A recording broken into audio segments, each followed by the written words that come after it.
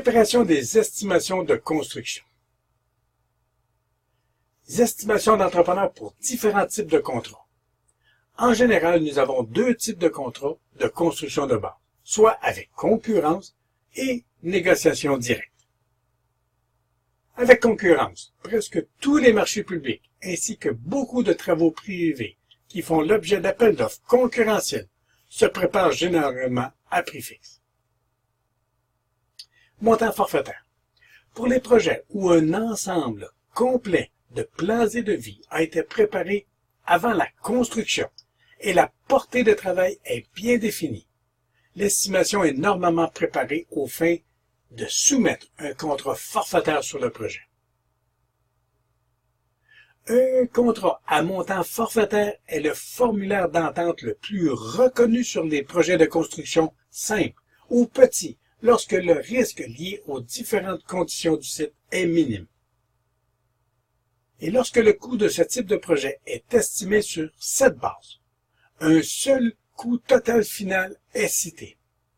À moins qu'il y ait des changements dans les plans et devis, ce chiffre représente le montant que le propriétaire paiera à l'entrepreneur pour le projet achevé.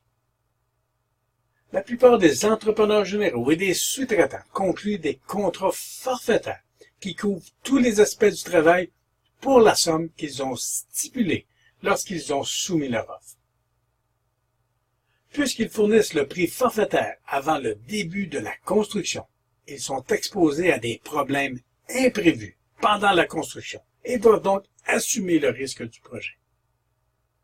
Une estimation forfaitaire doit inclure le coût de tous les matériaux, main-d'œuvre, équipements, frais généraux, taxes, obligations, assurances et bénéfices.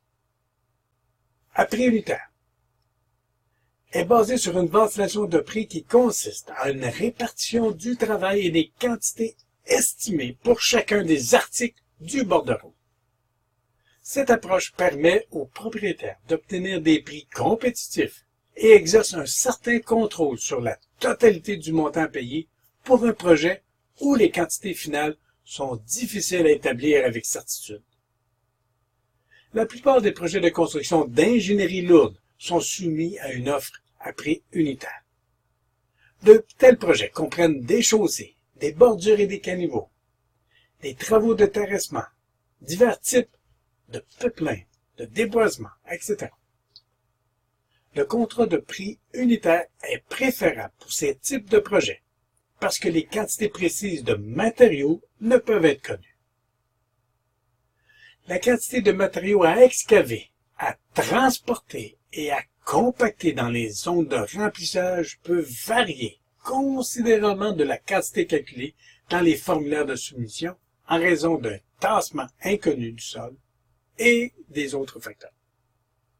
Le coût final est déterminé en multipliant le prix offert par unité par la quantité réelle de travail effectué par l'entrepreneur. Par conséquent, pour un contrat à prix unitaire, le coût que le propriétaire paiera à l'entrepreneur n'est pas déterminé tant que le projet n'a pas été achevé. En conséquence, cette fois, le propriétaire est une personne qui doit assumer le risque d'incertitude dans la quantité réelle de travail. La négociation directe entre le propriétaire et un entrepreneur général peut être une somme forfaitaire, un prix unitaire ou un contrat à prix coûtant majoré. Contrat à prix coûtant majoré.